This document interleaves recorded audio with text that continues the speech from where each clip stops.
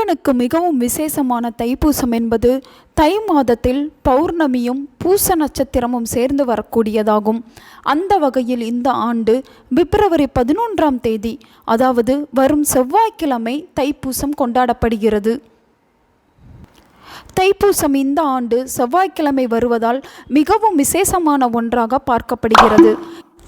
இதனால் பக்தர்கள் வீட்டில் பால் காய்ச்சி வழிபாடு நடத்தினால் முருகப்பெருமான் நமக்கு வேண்டிய வரங்களை அள்ளி அள்ளி தருவார் என்பது நம்பிக்கை.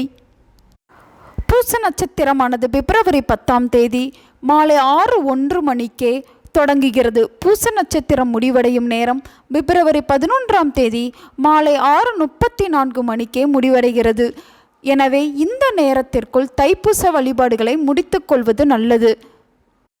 தைப்பூச தினத்தன்று அதிகாலையில் எழுந்து குளித்துவிட்டு முருகனை வழிபாடு செய்ய வேண்டும்.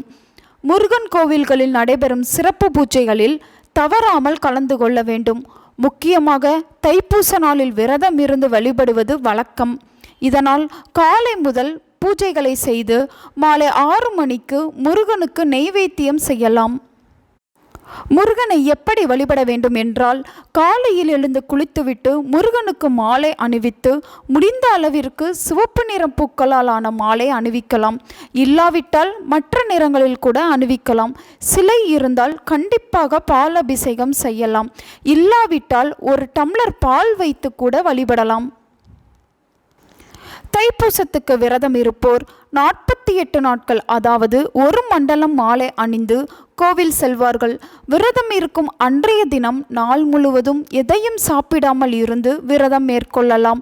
முடியாதவர்கள் பழம், பால் போன்றவற்றை சாப்பிட்டு விரதத்தை தொடங்கலாம். காலையில் விரதத்தை தொடங்கி மாலை முருகனை வழிபட்ட பின் விரதத்தை முடித்து கொள்ளலாம். முருகனுக்கு நெய்வேத்தியமாக ஏதாவது ஒரு இனிப்பை படைக்கலாம். குழந்தை இல்லாதவர்கள் விரதம் இருக்கலாம். கடன் தொல்லை, திருமணத்தடை முதலிய பிரச்சனை உள்ளவர்கள் கண்டிப்பாக விரதம் இருந்தால் அத்தகைய பிரச்சனைகள் எல்லாத்தையும் தீர்ப்பவராக முருகப்பெருமானை இருப்பார். வீட்டில் சாமி கும்பிட்டு விரதத்தை முடிப்பவர்கள் எளிமையாக பால் அபிஷேகம் செய்யலாம். இல்லாவிட்டாலும் ஒரு டம்ளர் பால், இனிப்பு வைத்து முருகப்பெருமானை வழிபடலாம். தைப்பூசம் அன்றுதான் முருகன் வள்ளியை மனம் புரிந்து கொண்டார்.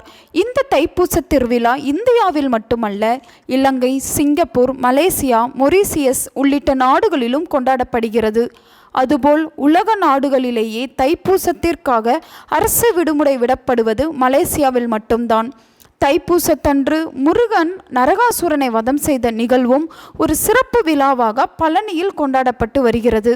இந்த ஆண்டு வரும் தைப்பூசம் என்பது நமது தலைவீதியவே மாற்றும் என்கிறார்கள். குழந்தை இல்லாதவர்கள், கடன் பிரச்சனையால் துன்பப்படுபவர்கள், தேக ஆரோக்கியத்தில் பிரச்சனை உள்ளவர்கள், கணவன் மனைவி ஒற்றுமை இல்லாதவர்கள் என யாராக இருந்தாலும் முருகப்பெருமானை நினைத்து மனம் முருகி தைப்பூசம் தினத்தன்று விரதங்களை மேற்கொண்டு ஓம் சரவண பவ என்ற மந்திரத்தை முணுமுணுத்தவாறே இருந்து விரதத்தை மேற்கொண்டால் முருகப்பெருமானே வந்து அவர்களது துன்பங்கள் எல்லாவற்றையும் போக்கி நல்வழிப்படுத்துவார் என்பது நம்பிக்கை. உங்கள் நண்பர்களுக்கும் உறவினர்களுக்கும் இந்த வீடியோவை ஷேர் பண்ணுங்கள். அவங்களும் இதை பற்றி தெரிஞ்சுக்கிடட்டும். ஆன்மீகம் டிவி தமிழ் சேனலை சப்ஸ்கிரைப் பண்ணுங்கள்.